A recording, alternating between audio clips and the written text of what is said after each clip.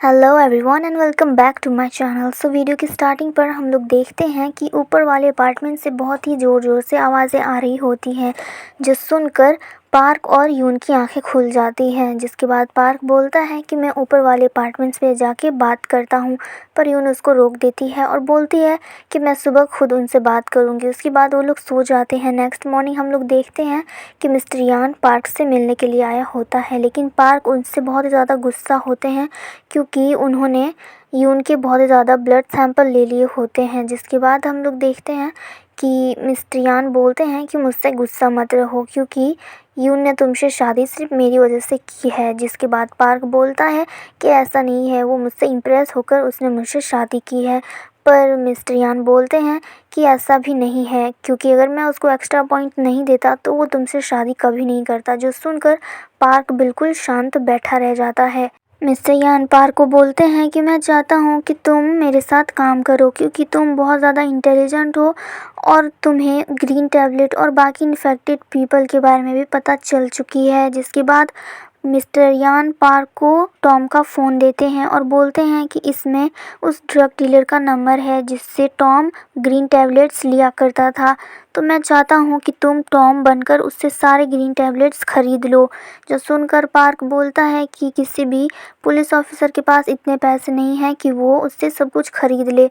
इसके बाद मिस्टर यान पार्क को एक बैग से देते हैं और बोलते हैं कि तुम इन पैसों की मदद से उस ड्रग डीलर से सारे टैबलेट्स खरीद सको। नेक्स्ट दिन पर हम लोग देखते हैं कि ऊपर वाले अपार्टमेंट से अभी भी काफ़ी आवाज़ आ रही होती है। जिसके बाद यून उससे बात करने के लिए जाती है। जैसे ही वो डोर खोलती हैं, उसके सामने वो छोटी बच्ची होती है। वो यून को एक थैंक यू लेटर लिखती है और बोलती है कि मुझे राइस केक देने के लिए बहुत बहुत शुक्रिया। जो देखकर यून बहुत ही ज़्यादा खुश होती है। फिर वो लोग ऊपर वाले अपार्टमेंट पर जाते हैं मिस्टर वॉक के पास। फिर उनको बोलते हैं कि आपके अपार्टमेंट से बहुत ही ज़ोर ज़ोर से आवाज़ आ रही थी जिसकी वजह से हम लोग पूरी रात सो नहीं पाए। जिसके बाद मिस्टर वॉक उसको सॉरी बोलते हैं और कहते हैं कि अब ऐसी आवाज़ दोबारा नहीं आएगी और वो डोर बंद कर देते हैं।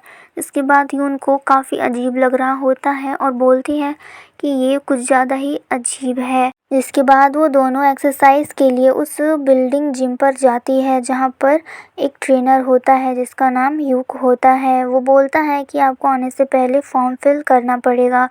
तो यून जैसे ही फॉर्म फिल करके उसको देती है, वो देखता है कि यून पब्लिक रेंटल की साइट से है। जो देखकर यूक बोलता है कि आई एम सॉरी, पर हम आपको यहाँ अंदर नहीं आने दे सकते क्योंकि यहाँ के लोगों ने डिसाइड किया है कि जो कोई भी पब्लिक रेंट पर है वो यहाँ पर नहीं आ सकता क्योंकि यहाँ की मशीनें बहुत ही ज़्यादा एक्सपेंसिव है जिसके पैसे ये लोग दे रहे हैं, तो हम आपको अंदर नहीं आने दे सकते। इसके बाद यून बोलती है नहीं कोई बात नहीं। जिसके बाद वो लोग बाहर के जिम पर एक्सरसाइज करते हैं। यून और स्यूयून की बहुत अच्छी फ्रेंडशिप हो जाती है और वो लोग बातें कर रहे होते हैं। इधर हम टे को देखते हैं जो कि बहुत ही ज़्यादा नर्वस होता है, इतना कि वो अपनी वाइफ का भी कॉल पिक नहीं कर सकता।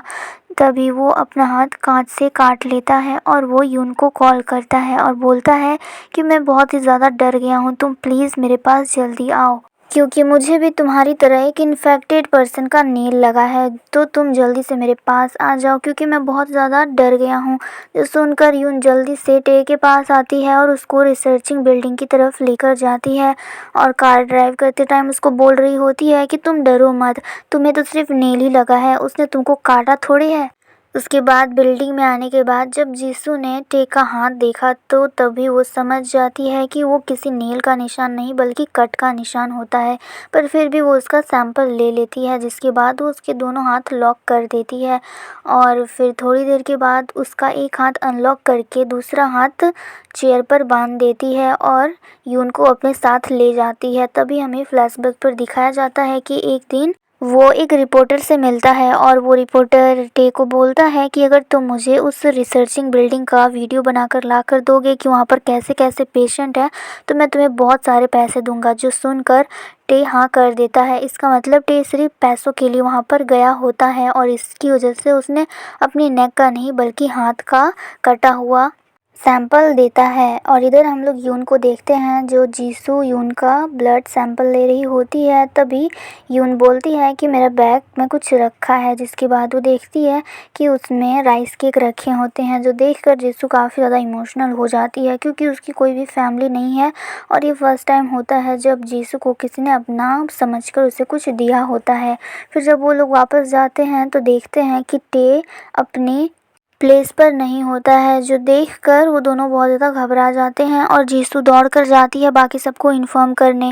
और यून टे को कॉल करती है उसे जल्दी वापस बुलाने के लिए, पर टे बोलता है कि मेरी फैमिली है और मुझे अभी नहीं मरना है और मैं यहाँ का वीडियो बनाकर बहुत ज़्यादा पैसे कमाने वाला हूँ। जिसके बाद जीसू को यून पूछती है कि सबसे ज़्यादा पेशेंट कहाँ पे रखे हैं, तो जीसू बोलती है कि ज़्यादा पेशेंट होने के कारण हमने उन सबको ट्रक पर बंद कर दिया। इधर हम लोग देखते हैं कि टे भी वहीं पर जा रहा होता है।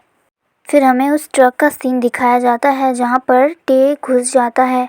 वो अंदर घुसता है तभी उधर से सोल्जर्स पार हो रहे होते हैं, जिनको लगता है कि शायद इन लोगों ने गलती से ट्रक को बंद करना भूल गए। पर टे अंदर से चिल्ला रहा होता है कि नहीं, मैं यहाँ पर अंदर हूँ, अभी बंद मत करो। पर वो लोग नहीं सुनते हैं और इधर उसको मैसेज आता है कि मुझे जल्दी से वीडियो सेंड करो, मुझे उसे पोस्ट करना है। तो टे बोलता है कि तुम जल्दी से मेरे अकाउंट में पैसे डाल दो, उसके बाद मैं तुमको तुरंत वीडियो सेंड करता हूँ। उसके बाद टे उस ट्रक का वीडियो बनाने लग जाता है। तभी वहाँ का एक ज़ॉम्बी उठ जाता है और वो अजीब तरीके से मुड़ता है, जिसकी आवाज़ सुनकर बाकी ज़ॉम्बीज़ भी उठ जाते हैं और जो देखकर टे की हालत ख़राब हो रखी होती है। फिर इधर हम लोग देखते हैं कि मिस्टर हान और पार्क दोनों उस ड्रग डीलर के पास पहुंच जाते हैं, जिसके बाद वो लोग उससे ग्रीन टैबलेट मांगते हैं। पर वो डीलर बोलता है कि तुम लोग कौन हो और टॉम कहाँ है। जिसके बाद पार्क उसे बहुत पीटता है और उसके साथियों को भी बहुत मारता है।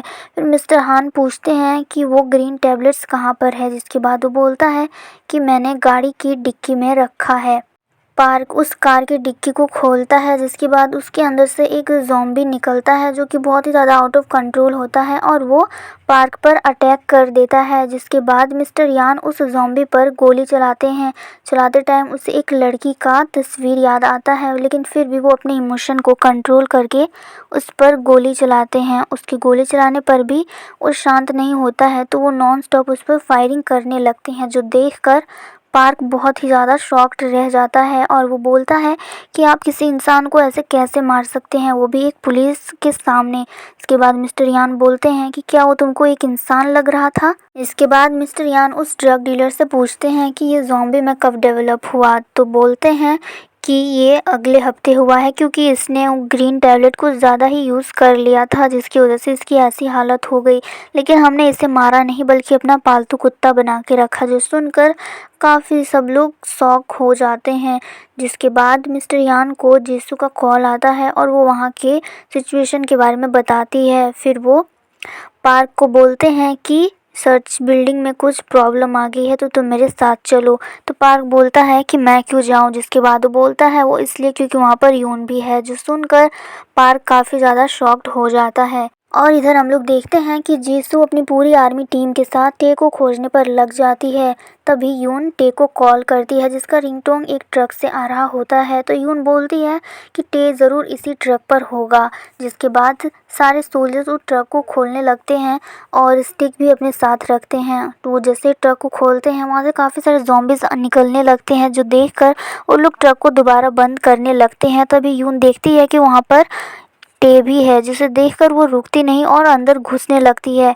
वो जैसे तैसे करके ज़ॉम्बीज़ से लड़ झगड़ कर एक स्टिक अपने साथ रख कर उन सभी ज़ॉम्बीज़ को पीछे करते करते टे को खींचकर बाहर लाने लगती है। पर जैसे ही वो अंदर जाती है तो वो लोग देखते हैं कि ज़ॉम्बीज़ आने लगते हैं, जिसके कारण वो लोग ट्रक को बंद करने लगते हैं। तभी उधर से पार्क आता है और एक सोल्जर को नीचे धकेल कर वो खुद आगे चल कर यून को खींचकर अपने साथ बाहर ले आता है और उसके साथ साथ टे भी बाहर आ जाता है। जिसके बाद हम लोग देखते हैं कि टे अब एक ज़ॉम्बी बन चुका होता है। जिसके बाद सभी सोल्जर्स उसको रोकने लगते हैं, उसको पकड़ने लगते हैं और इधर हम लोग यून को देखते हैं जो कि काफ़ी ज़्यादा डरी हुई होती है। पार्क उससे पूछता है कि तुम ठीक तो हो, लेकिन वो इतनी ज़्यादा डरी होती है कि वो कुछ ठीक से बोल भी नहीं पा रही होती है। और मिस्टर हान भी ये सब कुछ देख रहे होते हैं। फिर हम लोग देखते हैं कि अब टे नॉर्मल हो चुका होता है और यून उससे पूछ रही होती है कि क्या अब तुम ठीक हो और तुमने ऐसा क्यों किया। तो टे बोलता है कि मुझे भी नहीं पता मैंने ऐसा क्यों किया, लेकिन मैं मरने से पहले अपने फैमिलीज़ के लिए बहुत सारे पैसे लाना चाहता था। इसके बाद वो बोलता है कि मुझे पता है कि अब मैं यहाँ से कभी भी वापस नहीं जा पाऊँगा क्योंकि मैं भी एक ज़ॉम्बी बन चुका हूँ। जिसके बाद यून काफ़ी ज़्यादा सैड हो जाती है और बोलती है कि तुम टेंशन मत लो, मैं इसका कोई ना कोई सोल्यूशन ज़रूर निकालूंगी। उसके बाद हम इधर देखते हैं कि मिस्टर हान और पार्क दोनों बातें कर रहे होते हैं। तभी वहाँ पर यून आती है और बोलती है कि हमें सबको इसके बारे में बताना होगा ताकि वो सब लोग इसके लिए रेडी हो सके। तो ये सुनकर मिस्टर हान भी बोलते हैं कि हाँ, मैं भी बहुत जल्द प्रेस कॉन्फ्रेंस को ये सब कुछ बताने वाला हूँ। जिसके बाद पार्क और यून दोनों घर जा रहे होते हैं। तो यून काफ़ी ज़्यादा परेशान होती है, जिसको ठीक करने के लिए पार्क उसके पहले वाले ज़ख्म पर मेडिसिन लगाता है। तो यून बोलती है कि पता नहीं मुझे छोड़कर बाकी सब लोग ज़ॉम्बी क्यों बन गए और मैं अभी तक क्यों ठीक हूँ। तो पार्क बोलता है वो इसलिए क्योंकि तुम बहुत ही ज़्यादा लकी हो, तो अब तुम इसके बारे में ज़्यादा मत सोचो। जिसके बाद नेक्स्ट सीन पर हम लोग देखते हैं कि वो लोग अपने अपार्टमेंट पर पहुंचते हैं, जहां पर एलिवेटर पर वही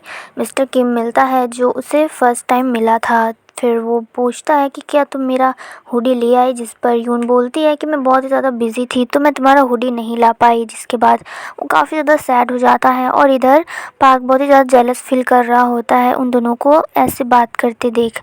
जिसके बाद वो लोग एलिवेटर में घुसते हैं तो वहाँ पर सेयोन की मॉम होती है जो यून को थैंक यू करती है अपनी बेटी के साथ स्वीट टॉक करने के लिए। जिसके बाद वहाँ पर उस एलिगेटर में मिस्टर वॉक और उसकी गर्लफ्रेंड घुसते हैं। जिसके बाद पार्क नोटिस करता है कि मिस्टर वॉक के स्लीव्स में ब्लड लगा है, जो देखकर वो काफ़ी ज़्यादा डाउटफुल हो जाता है मिस्टर वॉक को लेकर। नेक्स्ट सीन पर हम लोग देखते हैं कि पार्क लैपटॉप सेट कर रहा होता है क्योंकि उसकी मॉम को वीडियो कॉल करनी होती है। इसके बाद यून आती है और वो बहुत ज़्यादा नर्वस होती है और पार्क को बोलती है कि कहीं मॉम को पता तो नहीं चल जाएगा कि हम लोगों ने कोर्ट मैरिज तो किए हैं पर हम लोग एक हैप्पी कपल नहीं हैं। तो पार्क उसको समझाता है कि ऐसा नहीं होगा, मॉम को स्कूल टाइम से ही लगता था कि हम दोनों बहुत अच्छे क्यूट लवर हैं। इसके बाद यून पूछती है कि मैं कैसी लग रही हूँ, तो वो उसके बाल सेट करती टाइम बोलता है कि तुम बहुत ही ज़्यादा क्यूट लग रही हो। उसके बाद वीडियो कॉल स्टार्ट होता है और वो दोनों बहुत अच्छे से उसकी मॉम से बात कर रहे होते हैं। तभी ऊपर से वही सेम आवाज़ आती है जिसकी कंप्लेन करने के लिए पार्क ऊपर जाता है उससे बात करने के लिए मिस्टर वॉक से। और हम देखते हैं कि मिस्टर गोक भी वहीं पर आए होते हैं जो कि लॉयर होते हैं सेम कंप्लेंट लेकर। तो मिस्टर वॉक बोलते हैं कि मेरी बीवी आजकल कुछ ज़्यादा ही गुस्सा कर रही है, पर मैं आपको प्रॉमिस करता हूँ कि अब ऐसी आवाज़ें दोबारा नहीं आएगी। इसके बाद वो अपनी गर्लफ्रेंड को भी इंट्रोड्यूस कराते हैं ये बोलकर कि ये मेरी वाइफ की मैनेजर है, मेरी वाइफ का ध्यान रखने के लिए। और हम देखते हैं कि उसकी गर्लफ्रेंड कुछ ज़्यादा नर्वस दिखाई दे रही होती है जो पार्क नोटिस कर लेता है और मिस्टर वॉक दरवाज़ा लगाने लगते हैं तो पार्क अपने पैरों से दरवाज़ा को रोक के रखता है। उसके बाद हम दिखाया जाता है कि पार्क और यून दोनों सोने के लिए आए होते हैं, जहाँ पर यून पार्क को बोल रही होती है कि हमें हनीमून के लिए कहाँ पर जाना चाहिए। तो पार्क बोलता है कि जहाँ तुम्हारा मन करे। सुनकर यून खुश होती है और उसके बाद वो लोग बातें करते करते सो जाते हैं। यहाँ पर हम लोग मिस्टर यान को देखते हैं जो कि उसी ड्रग डीलर के प्लेस पर आया होता है और उस ड्रग डीलर के जो फ्रेंड्स थे उन दोनों को भी इन्फेक्टेड हो चुके थे ज़्यादा ड्रग लेने की वजह से, तो वो दोनों एक दूसरे को ही खाए जा रहे थे और वो देखकर उस ड्रग डीलर की हालत ख़राब होती जा रही थी। इधर मिस्टर यान वो सारे ग्रीन टैबलेट ले लेता है और वहाँ से चले जाता है। तभी वहाँ पर वो आर्मी टीम आकर उस ड्रग डीलर को पकड़ ली थी। यहाँ पर हम लोग सेयून को देखते हैं जो कि बहुत ज़्यादा घबरा रही होती है। उसके पेरेंट दोनों लड़ाई कर रहे होते हैं हमेशा की तरह पैसों के लिए, क्योंकि सियोयून को एक बीमारी है जिसकी वजह से उसको सर्जरी की ज़रूरत है और उन लोग के पास इतने पैसे नहीं हैं। तो उसके पेरेंट्स उसी लिए घबरा रहे होते हैं कि पैसे कहाँ से लाई। जिसके बाद सियोयून वहाँ से चली आती है और यून के पास आकर बैठती है। वो दोनों बातें कर रहे होते हैं और इधर हम लोग पार्क को देखते हैं जो कि मिस्टर वॉक की वाइफ का वर्क प्लेस के बारे में पता करता है जो वो मिस्टर वॉक से इन्फॉर्मेशन लाया था। उसके बाद वो कॉल करता है तो उनको पता चलता है कि मिंजी कुछ दिनों से ऑफिस आई ही नहीं है। जिसके बाद वो उससे मैनेजर का कॉन्टैक्ट नंबर मांगता है और इधर हम लोग यून को देखते हैं जो कि अपने अपार्टमेंट पर होती है। तभी उसको उसकी मॉम का कॉल आता है और वो उसकी मॉम हॉस्पिटल पर होती है क्योंकि उनकी तबीयत ख़राब होने के कारण वो हॉस्पिटल पे ही रहा करती हैं। जिसके बाद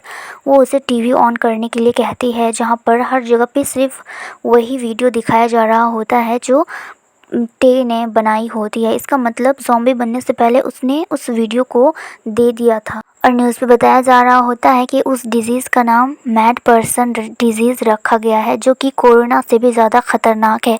तो उसकी मॉम उसकी वही चिंता कर रही होती है कि कहीं उसको भी ये बीमारी ना फैल जाए। तो यून बोलती है कि मैं बिल्कुल ठीक हूँ और मुझे ऐसी बीमारी नहीं हो सकती। फिर वो कॉल को कट कर देती है और वो फ्रीज़र चेक करती है तो उसके फ्रिज में कुछ भी नहीं होता है। जिसके बाद वो शॉपिंग करने के लिए जाती है और क्योंकि उसे पता होता है कि ये बहुत जल्द लॉकडाउन लगने वाला है, तो वो बहुत ज़्यादा सामान लेती है और उसे लेकर अपने अपार्टमेंट पर ही आ रही होती है। तभी उसकी मुलाकात एक औरत से होती है जिसका नाम मिस ओ इन है और वो उस पूरे अपार्टमेंट की मैनेजर है। तो वो बोलती है कि मैं तुमसे गुस्सा हूँ क्योंकि तुमने बिना पूछे ऊपर वाले अपार्टमेंट का डोर तोड़ा था। तो यून बताती है कि अगर बाय चांस कभी आग लग गया तो वहाँ से आने जाने में प्रॉब्लम हो सकती थी, इसलिए उसको तोड़ना बहुत ज़रूरी था। पर वो उसकी बात नहीं सुनती और उसको डांटने ही लग जाती है। तभी वहाँ पर एक लड़की होती है जिसका नाम ना ही होता है और वो यून की बातों पर एग्री कर रही होती है। तो मिस ओ उससे पूछती है कि तुम कौन हो, तो वो बताती है कि मैं यूनिट 401 से हूँ। जिसके बाद वो समझ जाती है कि वो भी यून की तरह पब्लिक रेंट पर रह रही है। जिसके बाद वहाँ पर एक ओल्ड लेडी आती है और उन लोगों को एक चर्च का पेपर देती है और बोलती है कि उन लोगों को अपना मन शांत करने के लिए चर्च जाना चाहिए। फिर नेक्स्ट सीन पर हम लोग देखते हैं कि पार्क मिस्टर वॉक की गर्लफ्रेंड के पास आया होता है और उससे मिंजी के बारे में पूछ रहा होता है। फिर वो अपना आइडेंटिटी दिखाता है और बोलता है कि भलाई इसी में होगा कि तुम मुझे सब कुछ सच सच बता दो। और ये सब देखकर वो काफ़ी ज़्यादा डर जाती है। इधर हम लोग यून को देखते हैं जो कि ऊपर वाले अपार्टमेंट से बहुत ही ज़ोर ज़ोर से आवाज़ें आ रही होती है अभी तक। तो वो ऊपर जाती है और मिस्टर वॉक से इसकी वजह पूछती है। तो वो बताते हैं कि इस बार मेरी वाइफ की कंडीशन कुछ ज़्यादा ही ख़राब हो चुकी है, तो मुझे माफ़ कर दो। पर यून जैसे ही जाने वाली होती है वो देखती है कि उसके हाथ की स्लीव्स में खून के निशान लगे हैं। जिसके बाद उसे लगता है कि कुछ ना कुछ गड़बड़ ज़रूर है। फिर वो मिस्टर वॉक को साइड करके अंदर घुस जाती है और वॉशरूम की तरफ जाने लगती है, जहाँ पर मिस्टर वॉक उसको रोकते हैं और बोलते हैं कि मैं खुद एक डॉक्टर हूँ, पर मुझे नहीं पता कि मेरी वाइफ को पता नहीं क्या हो चुका है। उसकी आंखें भी सफ़ेद हो चुकी है और वो बहुत ही भयानक बिहेव कर रही है। जिसके बाद यून उसको समझाती है कि देखिए आप चिंता मत करिए, आपकी वाइफ ठीक हो जाएगी और अभी वो शांत है, इसका मतलब वो अभी ठीक है। जिसके बाद वो धीरे धीरे डोर को ओपन करती है और वो देखती है कि मिंजी वहीं पर है। तो मिस्टर वॉक पीछे से उसको धक्का मार देते हैं और डोर को बंद कर देते हैं। देखकर यून काफ़ी ज़्यादा घबरा जाती है और हम देखते हैं कि मिंजी जो कि धीरे धीरे पीछे मुड़ रही होती है और बहुत ही डरावनी नज़र आ रही होती है, पूरी तरह से चेंज हो चुकी होती है। यून बहुत ही स्मार्टली प्ले करती है और वो धीरे धीरे खुद को शावर ग्लास की तरफ कर लेती है और तब भी मिंजी उसके पास आ रही होती है और उसको घूरे जा रही होती है।